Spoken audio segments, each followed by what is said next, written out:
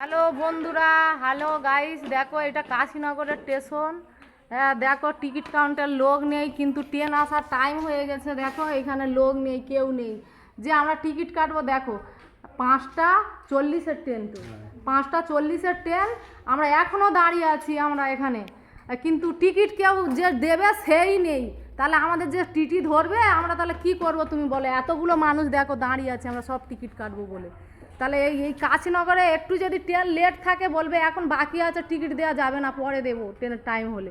আমি এখানে আমার বাড়ি, হ্যাঁ, কিন্তু দেখো এখনও কত লোক দাঁড়িয়ে আছে। তাহলে আমাদের ট্রেন যে আসবে, তাহলে আমরা কি এই ট্রেনটা ফেল করবো? আমরা অনেক দূরে যাব, কলকাতায় যাব, তাহলে কি করব আমরা? হ্যাঁ, আর এবারে যদি আমাদেরকে টিটি ধরে, তাহলে আমরা আইনের সাহায্য বাধ্য নিতে। কেন টিটি তো আমাদেরকে ফাইন চাইবে, কেন আমরা ফাইন দেবো?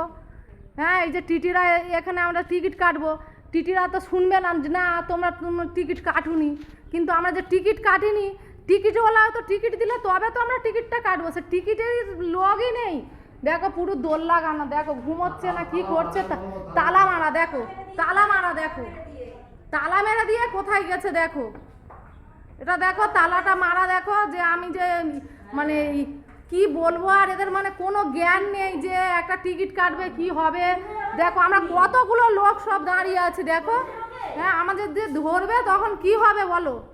আমরা কিন্তু এ আইনের সাহায্য বাধ্য নিতে। আমাদের যদি টিটি ধরে, কিন্তু আমরা আইনের সাহায্য নেবো যে কেন আমাদেরকে এরকম টিকিট দেওয়া হচ্ছে না, আর কেন আমাদেরকে টিটি ধরবে। রাখছি বন্ধুরা, ভিডিওটা দেখো, প্রথম থেকে দেখো, দেখলে বুঝতে পারবে কাশীনগরের স্টেশনটা। হ্যাঁ, রাখছি।